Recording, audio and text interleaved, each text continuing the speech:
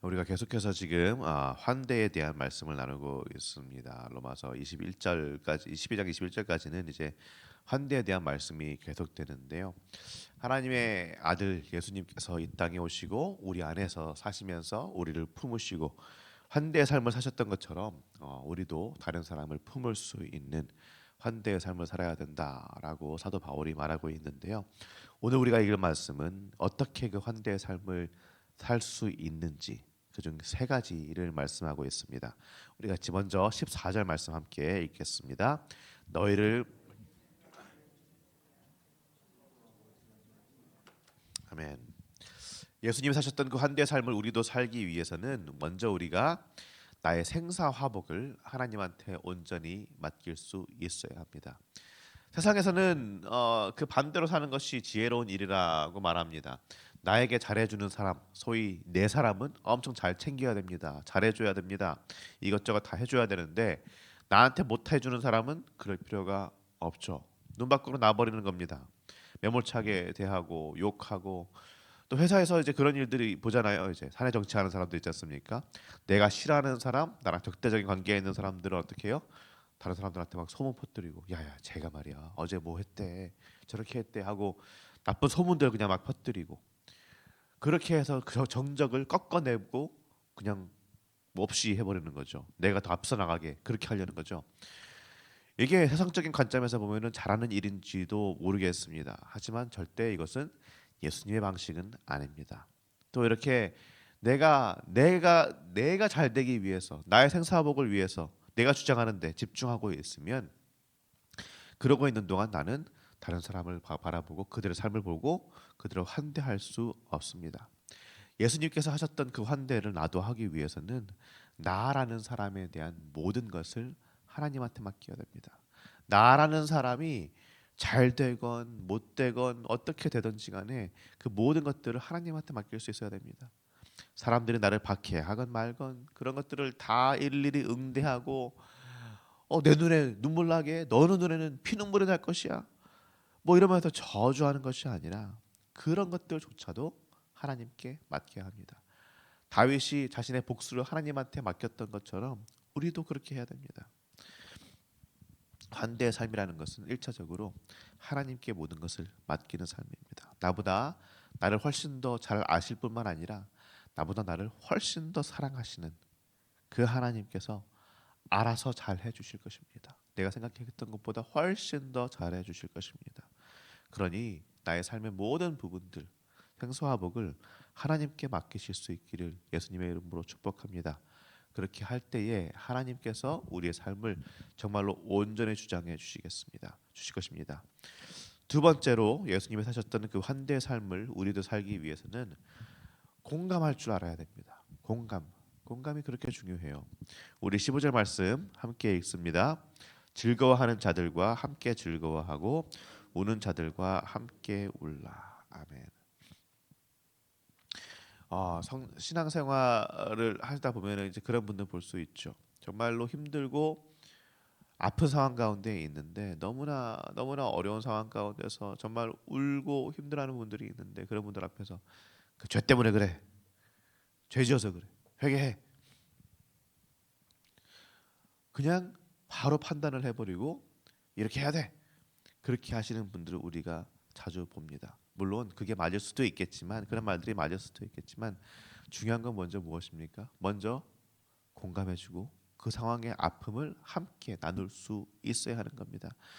근데 뭐 그 요즘 뭐 MBTI가 유행인데 요즘 MBTI 아시는지 모르겠습니다. 사람의 성격 유형을 여러 가지로 나누어 가지고 나는 이런 사람이구나, 나는 이런 성향을 가지고 있구나라고 알 수 있게 도움을 주는 그런 심리 테스트입니다. 이게 완벽한 건 아니지만 어쨌든 그걸 통해서 자기 자신의 성격에 대해서 약간의 객관적인 판단을 할 수 있는 자신을 이해할 수 있는 그런 도움을 주는 그런 도구입니다.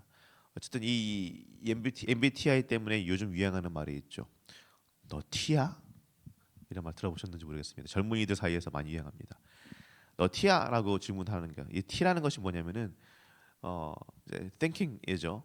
이성적이라는 말이에요. 그래서 남한테 공감해주지 못하고 그냥 분석만 하고 해답만 제시하려고 하는 사람들.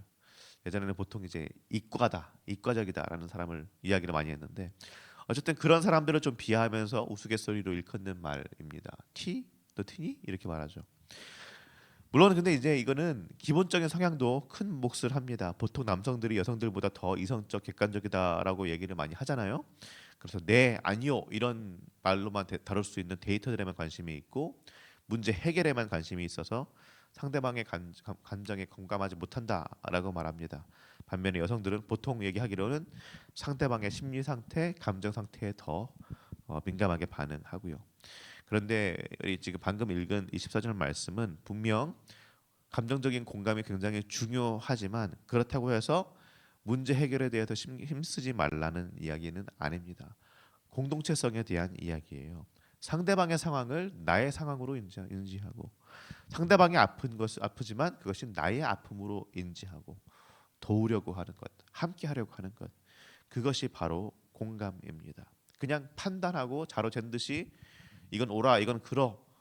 그냥 그러면서 그냥 손가락질하는 것이 아니라 힘드니? 아프니? 나도 너가 힘드니? 나도 너가 아프니? 나도 힘들고 나도 아프다라고 그것이 어떤 모습으로 보여지든지 간에 그렇게 받아들일 수 있는 내 것으로 내 문제로 삼을 수 있는 것 그것이 바로 공감입니다. 그러니 환대의 삶을 살아갈 수 있는 것 이 방법 두 번째는 이 공감의 능력입니다. 남의 아픔을 나의 것으로 여길 수 있는 능력.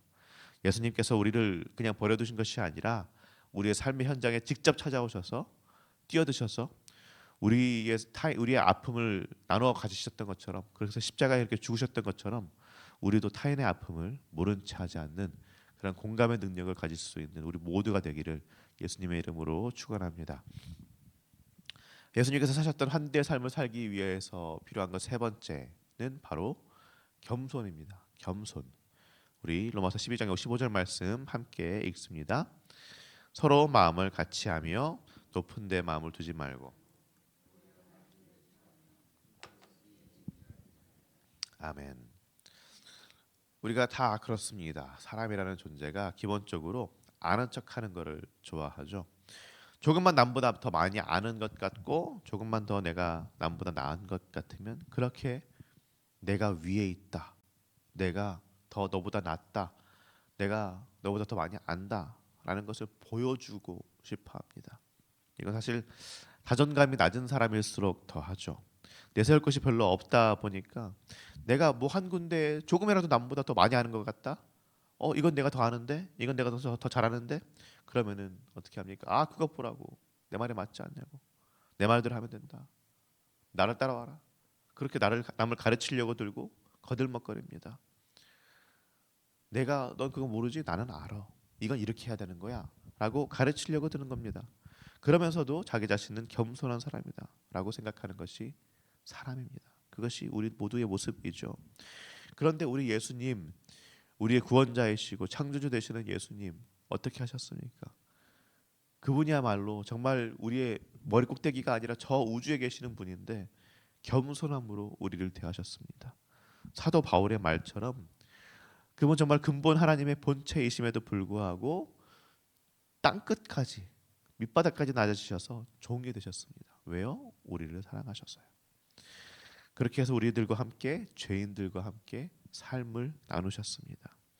우리도 예수 그리스도의 제자된 우리도 이 겸손의 삶을 살아야 됩니다. 이 겸손의 본을 배워야 합니다.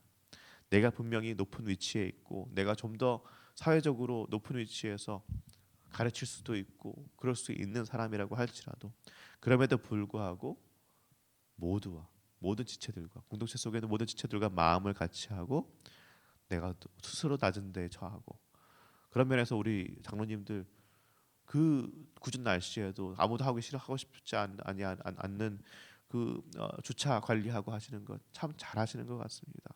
그런 식으로 남의 위치, 남보다 남이 하고 싶지 않아 하는 것들을 그런 것들을 자처하고 그렇게 할 수 있는 것들이 있는 사람들이 우리 모두가 되기를 예수님의 이름으로 축원합니다. 남을 가르치려고 하는 것보단 오히려 멈춰서 듣고 남의 이야기를 경청하고 나보다 밑에 있는 사람이라고 할지라도 나보다 모르는 것 같은 사람이라고 할지라도 멈춰서서 들어보고 공감해주고 생각하고 거기에 내 지혜가 있다면은 조금씩 얹어주고 이렇게 할 수 있는 사람들, 참으로 성숙한 그리스도인들이 우리가 되기를 예수님의 이름으로 축원합니다. 그래서 말씀을 마무리하면은요. 예수님께서 우리에게 환대의 삶을 보여주셨는데 이것이 환대다라고 보여주셨는데 우리가 그렇게 살려면 어떻게 해야 돼요? 먼저는 나의 생사화복을 나의 모든 삶의 모든 부분들을 하나님한테 온전히 맡길 수 있어야 합니다. 하나님께서 잘해 주십니다.